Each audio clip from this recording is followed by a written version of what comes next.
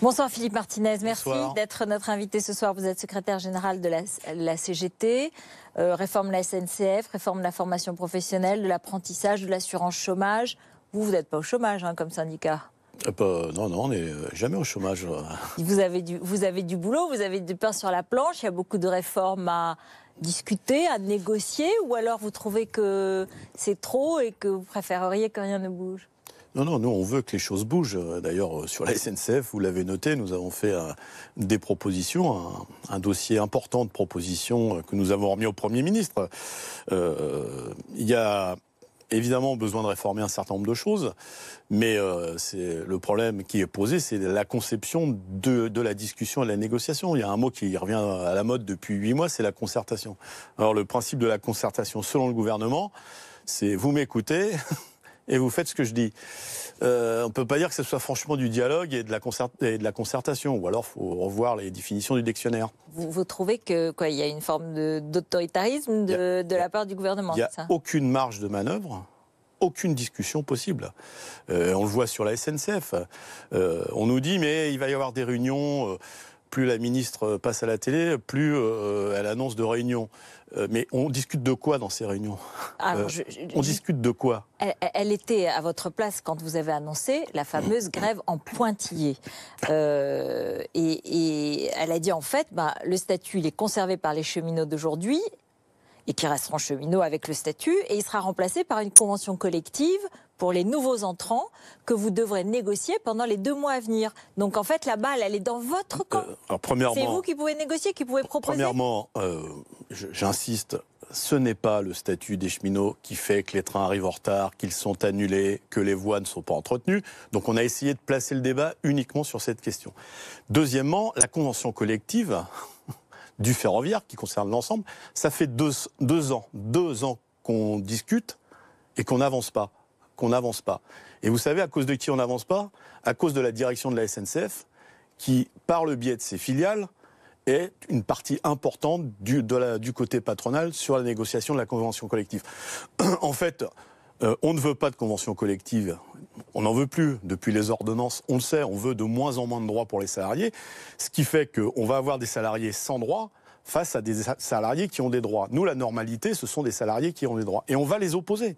Et c'est ça l'enjeu pour les futurs embauchés de la SNCF, c'est soit avoir des droits, soit ne pas avoir de droits, parce que la convention collective, ça fait 2 ans qu'on essaye de négocier et que ça n'avance pas. Qu'est-ce que vous répondez aux Français qui s'inquiètent devant l'annonce de cette grève en pointillé? L'un pour le concours que doit passer son enfant, l'autre pour l'épreuve du bac, l'autre qui va à un rendez-vous à Pôle emploi, le 5e qui juste tout simplement va partir en vacances parce qu'il les a bien mérités. Et cela... on les entend, nous, ils s'en inquiètent, ils nous demandent. Et j'imagine que vous les entendez aussi. Je les entends comme vous. J'étais jeudi et vendredi en province. J'étais à Gap jeudi et vendredi à Nice, devant la gare, en train de distribuer des tracts. Qu'est-ce qu'ils disent les usagers? Ils cherchent à avoir des explications et ils nous demandent comment faut-il faire pour que nos lignes soient maintenues, que les prix n'augmentent pas, que les trains arrivent à l'heure, parce que sans grève, il y a des écoliers qui n'arrivent pas à l'heure à l'école. Vous le savez ça. Oui. D'ailleurs, c'est plus souvent pour cette raison-là qu'ils n'arrivent pas à l'heure qu'à cause des grèves. C'est ça qui nous pose comme question. Et nous avons eu des échanges pour expliquer que comme le gouvernement refuse d'entendre et d'écouter les propositions que nous lui faisons, eh bien, il n'y a pas d'autre solution que de leur montrer que les cheminots ne sont pas contents. Et donc, c'est-à-dire que vous allez faire grève pendant les 3 mois qui viennent, à partir des 3 et 4 avril. Et si on en croit un sondage ELAB, 65% des sondés considèrent que la réforme du gouvernement est bonne pour la compagnie ferroviaire et 43% sont opposés à la grève ou hostiles à cette grève. 34% l'approuvent. Donc, à cette heure-ci, vous n'avez pas l'opinion publique de votre côté. Ça fait partie des discussions qu'on va continuer à avoir avec les usagers. Le gouvernement a essayé d'opposer les cheminots avec le reste de la population, je vous l'ai dit, soi-disant autour de la question du statut. Nous avons engagé le débat, je vous le répète. Il y a besoin de s'expliquer pourquoi il n'y a pas besoin de fermer ce qu'on appelle les petites lignes, alors que ce sont des lignes importantes pour ceux qui les prennent. Le gouvernement dit qu'il ne les fermera pas. Oui, il va laisser faire le boulot aux régions. C'est finement joué politiquement. C'est pas eux qui le feront, ce seront les régions, parce que en même temps qu'on dit aux régions, vous vous débrouillez avec ces lignes, on baisse les dotations. Or, vous savez qu'il y a besoin d'investissements. Tous les investissements qui n'ont pas été faits. Pourquoi changer le statut de l'entreprise ? Pourquoi ouvrir à la concurrence alors que la directive européenne prévoit que les États peuvent décider que les services publics étant d'utilité générale, on puisse ne pas les ouvrir à la concurrence. Parce que dans la plupart des autres pays européens, il y a des échemins de fer privatisés et dans lesquels la concurrence n'est pas toujours mauvaise pour le client ou pour l'usager. Pas dans tous. Il faut d'abord comparer les réseaux équivalents, parce que la France est quand même un des pays d'Europe où le réseau ferré est le plus important, y compris qui dessert des tas de petites villes. Moi, ce que je vois, c'est que l'ouverture à la concurrence et les privatisations, parce que le changement de statut emmène vers la privatisation. Vous pouvez demander aux usagers des autoroutes si les péages n'ont pas augmenté. Je crois que la réponse, elle est claire et évidente pour tout le monde. Donc vous voyez, il faut, à partir d'un service public d'utilité générale qui permet une égalité de traitement sur le territoire, quel que soit l'endroit où vous habitez, vous avez le droit à un transport ferroviaire. Eh bien ça mérite d'autres décisions que des décisions qu'on peut dire libérales, qui consistent à dire aux investisseurs privés, venez vous servir sur ce qui vous intéresse. Et je ne connais aucun investisseur privé, aucun, qui va investir dans une ligne qu'ils ne considèrent pas suffisamment rentable. Eh bien, elles fermeront de toute évidence. Il y aura une manifestation aussi jeudi, dans laquelle ce sera plutôt la fonction publique, mais aussi la SNCF et un certain nombre d'autres personnels de la RATP, du transport aérien qui vont défiler. C'est le début du bras de fer, d'une sorte de bras de fer où les positions sont irréconciliables ? Non, c'est la traduction d'un profond mécontentement. Vous avez tous souligné la colère des retraités la semaine dernière. Plus de 200 000 manifestants dans l'ensemble des villes de France. Demain, enfin le jeudi, c'est les fonctionnaires à qui on propose la même chose que les cheminots, d'une façon équivalente. Le problème, c'est leur statut. À chaque fois, tous ceux qui ont des droits. Et peut-être parce que ces statuts coûtent cher aux Français et empêchent les changements. Et peut-être que tout n'est pas dans le statut. Peut-être qu'il peut, par exemple, dans certains métiers, y compris chez les cheminots, peut-être que l'absence de statut peut permettre de revaloriser certaines tâches. Passer d'un chauffeur de TER à un chauffeur de TGV, un conducteur de TGV, etc. Mais il suffit de négocier dans l'entreprise. Il suffit de négocier dans l'entreprise pour qu'il y ait une évolution des grilles de classification, comme chez les fonctionnaires. Les salaires sont gelés. Vous voyez que le statut n'empêche pas qu'on gèle les salaires, que ce soit dans la fonction publique ou chez les cheminots. Ça, c'est une façon d'évacuer les véritables questions. Les véritables questions, c'est les investissements, combien l'État va investir. Et dans tous les pays européens, l'État a mis beaucoup d'argent. On parle de l'Allemagne, 37 milliards pour rénover les lignes, notamment les lignes les plus petites, enfin en tout cas celles qu'on appelle petites. Voilà les vraies questions. Et arrêtons de polariser sur le statut. Depuis 8 mois, si vous permettez, depuis 8 mois que M. Macron est président de la République, peut-être un peu plus maintenant, à chaque fois, il essaye d'opposer des catégories de Français entre eux, en ménageant toujours ceux qui ont des privilèges. Je parle par exemple des PDG des grands groupes du CAC 40 qui viennent de réaliser des profits records, qui ont des salaires mirobolants.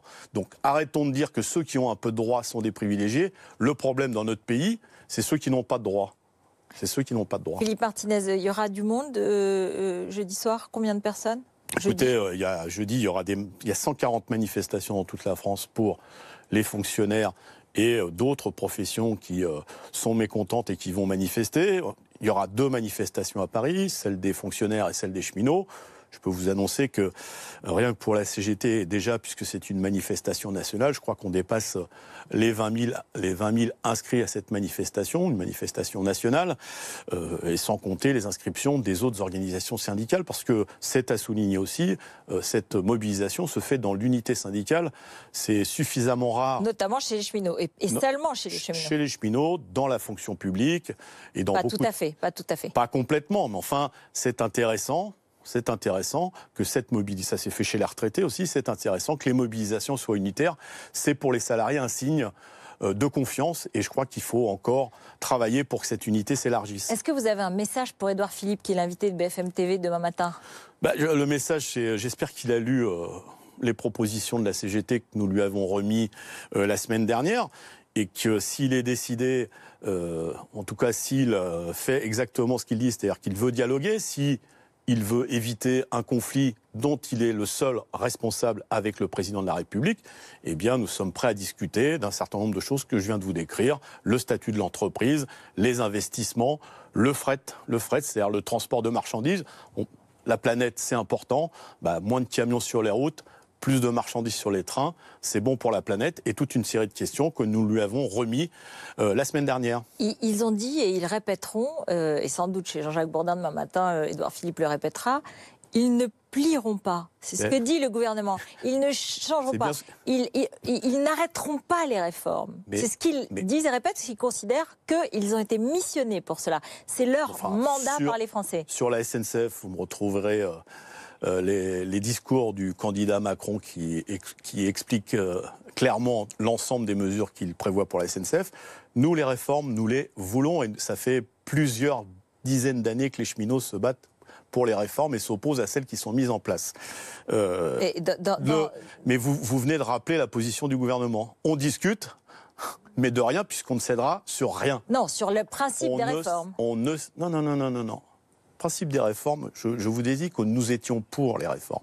Mais on ne cédera sur rien, sur ce qu'on a écrit sur notre loi ou sur notre projet de loi. Donc, vous voyez, une drôle de conception de la discussion quand même et de la négociation. Qui refuse le dialogue? C'est l'opinion publique qui va décider en fait. Si votre grève est impopulaire, si elle handicape les Français, ils risquent quand même de ne pas soutenir votre mouvement. Mais ça, nous avons du travail, je vous l'ai dit. L'opinion publique commence à changer d'avis sur un certain nombre de questions. Il y a des mobilisations qui sont populaires, celle des retraités. Je pense qu'il faut continuer à expliquer. Et comme il n'y aura que, si je puis dire, 2 jours de grève tous les 5 jours, eh bien, il restera 3 jours pour aller à la rencontre des usagers, continuer à expliquer. En tout cas, je vous l'ai dit, nous sommes déployés partout dans les gares pour expliquer aux usagers, aux citoyens en général, l'enjeu de la période et pourquoi il faut une réforme, mais pas une réforme qui casse le service public ferroviaire. J'étais, vous savez, avec les cheminots, je vous l'ai dit à Nice, avant de distribuer mes tracts, à 5h30 du matin, ils étaient au boulot, en attendant que les usagers arrivent. En tout cas, je peux vous dire qu'ils sont déterminés. Oui, mais il y aura un handicap pour les gens, comme je vous le disais, le bac, la vie quotidienne. Mais nous en sommes conscients. C'est pour ça que j'espère que demain, Édouard Philippe dira on va éviter cette grève et on va discuter, mais librement, à partir de l'ensemble des propositions qui sont sur la table. Seul le gouvernement porte la responsabilité de ce qui risque d'arriver, puisque le premier jour de grève, c'est début avril, donc il est encore temps pour ceux qui se revendiquent du dialogue et de l'écoute de changer d'avis et de prendre en compte les avis différents qui sont autour de la table. Sinon, c'est pas du dialogue, c'est pas de la concertation, c'est vous vous mettez au garde à vous et vous faites ce que je vous dis. Ça, c'est des méthodes qui sont pas très démocratiques, vous en conviendrez. Merci beaucoup Philippe Martinez. Merci à vous pour cette conclusion.